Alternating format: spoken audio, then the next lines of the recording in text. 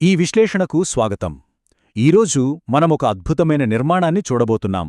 అది కేవలం ఒక రాజభవనం కాదు సుమా. చరిత్రలోనే అతిపెద్ద యుద్ధాలలో ఒకదానికి కారణమైన ఒక సైకలాజికల్ ట్రిగ్గర్. ఇంద్రప్రస్థంలో నిర్మించిన ఆ మాయాసభ ఒక గొప్ప ఆర్కిటెక్చరల్ మార్వెల్ మాత్రమే కాదు, అది మన కథను పూర్తిగా మలుపు తిప్పిన అద్భుతమైన ఘట్టం. అసలొక అందమైన రాజభవనం ఒక మహాసంగ్రామానికి ఎలా దారితీసిందబ్బా అని మీరు ఆలోచిస్తూ ఉండొచ్చు. Let's dive in. ఇది కేవలం ఇటుకలు, రాళ్లతో కట్టిన కట్టడం కాదు. మనిషిలోని అహంకారం, ఈగో ఎంత ఫ్రాజైల్గా ఉంటాయో చెప్పే ఒక అద్భుతమైన కథ. ఈ కథంతా ఒక వ్యక్తి ఆత్మాభిమానం, కోపం చుట్టూ తిరుగుతుంది. మొదట ఈ ఇంద్రప్రస్థంలోనే సభకు అసలు పునాది ఎలా పడిందో చూద్దాం. ఈ అసురశిల్పి బహుమానమేంటో తెలుసుకుందాం. మీకు తెలుసా, ఇదొక ప్రాణం కాపాడినందుకు దక్కిన బహుమతి. పాండవులు అప్పటికే ఖాండవప్రస్థాన్ని ఇంద్రప్రస్థంగా మార్చేసి డెవలప్ చేస్తున్నారు కదా. ఆ సమయంలో కృష్ణార్జునులు ఖాండవవనాన్ని దహనం చేస్తున్నప్పుడు అక్కడే మంటల్లో చిక్కుకున్న ఒక అసురశిల్పి, అదేనండి మాయాసురుడిని అర్జునుడు రక్షిస్తాడు. దానికి కృతజ్ఞతగా తన పూర్తి మాయాశక్తులను, అద్భుతమైన కళను ఉపయోగించి ఒక సభను నిర్మిస్తాడు మాయాసురుడు. అంటే ఒక అసురుడు పాండవులకు చరిత్రలో నిలిచిపోయే కట్టడాన్ని నిర్మించిచ్చాడన్నమాట. ఇక రెండవ భాగం మాయల సభ. ఈ ఆర్కిటెక్చర్ ఎలా ఒక సైకలాజికల్ ట్రాప్లా మారిందో ఇప్పుడు చూద్దాం. ఈ సభలో అసలు కంటికి కనిపించేది ఒకటి, అక్కడ వాస్తవానికి ఉన్నది మరొకటి. ఈ డిజైన్ ఎంత మోసపూరితంగా ఉంటుందంటే, మామూలు రాతి నేలేమో నీళ్లలాగా మెరుస్తూ కనిపిస్తోంది, నిజమైన నీళ్లేమో గట్టి నేలలాగా అనిపిస్తాయి. అసలు ఏది నిజం ఏది భ్రమ అనేది ఎవ్వరికీ అర్థం కాదు. పూర్తిగా మైండ్ బ్లాక్ అయిపోతుంది. ఆ భ్రమలు ఎంత పర్ఫెక్ట్గా ఉంటాయంటే, మనం నడిచే నేల అకస్మాత్తుగా నీటి కొలనులా కనిపిస్తుంది. సరే అని నీరు కదా అని జాగ్రత్తగా పక్కకు వెళ్తే అక్కడ నిజంగా నీరుంటుంది, కాని అది చూసేందుకు పొడి నేలలా కనిపిస్తుంది. గోడలున్నాయనుకుంటే అవేమో గాలిలో కలిసిపోయి మాయమైపోతాయి. అసలు తలుపులెక్కడున్నాయో కనుక్కోవడం ఎవరి తరం కాదు. ఎవరికైనా పిచ్చెక్కిపోతుంది కదా. సరిగ్గా ఈ కన్ఫ్యూజన్, ఈ భ్రమే మన కథలోని మెయిన్ క్యారెక్టర్ ఎంట్రీకి ఒక పర్ఫెక్ట్ స్టేజ్ని సెట్ చేసింది. ఇక్కడే మన మూడవ పాయింట్ వస్తుంది, ఒక రాజుకు జరిగిన ఘోర అవమానం. దుర్యోధనుడు ఈ మాయల సభలోకి అడుగు పెట్టినప్పుడు అతని ఎమోషన్స్ ఎలా తలకిందులయ్యాయో చూద్దాం.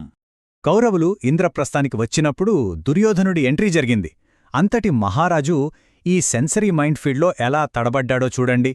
ఫస్ట్ గట్టి నేల అనుకుని దర్జాగా అడుగుపెట్టి నిజమైన నీటిలో పడిపోతాడు. ఆ తర్వాత చాలా జాగ్రత్త పడిపోయి అస్సలు నీరే లేని గట్టి రాతి నేలమీద తన బట్టలు తడిచిపోతాయేమో అని పైకెత్తి మరీ నడుస్తాడు. ఇక లాస్ట్కి తెరిచి ఉన్న తలుపు అనుకుని లోపలికి వెళ్దామని ఒక గట్టి గోడను ముఖం బద్దలయ్యేలా ఢీకొడతాడు. జస్ట్ ఊహించుకోండి, ఎంతో జర్వంగా పవర్ఫుల్గా ఉండే ఒక రాజు పబ్లిక్లో ఇలా పదే పదే బోల్తా పడితే ఆ హుందాతనం ఎలా డ్యామేజ్ అవుతుందో. అయితే ఇక్కడ అత్యంత భయంకరమైన డ్యామేజ్ ఫిజికల్గా జరగలేదు, ఇమోషనల్గా జరిగింది. దుర్యోధనుడు అలా పడిపోవడం, గోడను ఢీకొట్టడం చూసి సభలో ఉన్నవాళ్లంతా పగలబడి నవ్వారు. ముఖ్యంగా ద్రౌపది నవ్వు అత్యంత బిగ్గరగా వినిపించింది. ఒక చక్రవర్తికి ఇంతమంది ముందు ఇలా పబ్లిక్లో అవమానం జరగడమనేది అతని ఈగో మీద మామూలు దెబ్బ కాదు.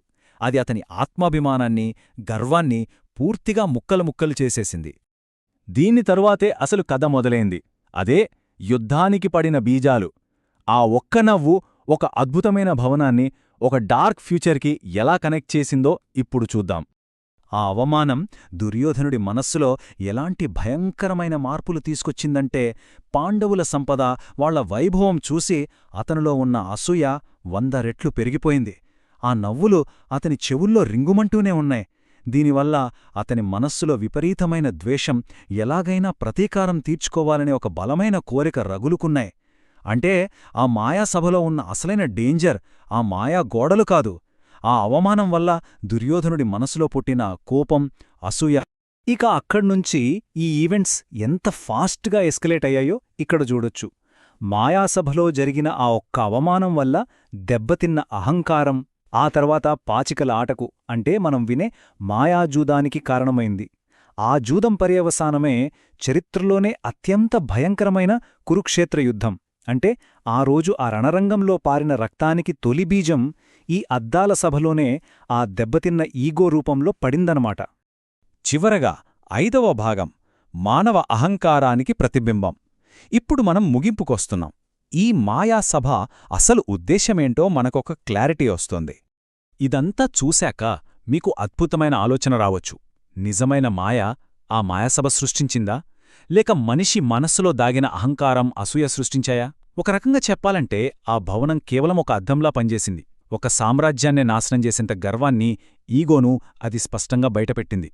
అద్భుతాలు సృష్టించడం గొప్పే, కాని వాటి వెనుకున్న మనుషుల ఎమోషన్స్ హర్ట్ అయితే ఎంత ప్రమాదకరంగా మారొచ్చో ఇదొక పర్ఫెక్ట్ ఎగ్జాంపుల్. ఈ విశ్లేషణ మీకు నచ్చిందని ఆశిస్తున్నాను.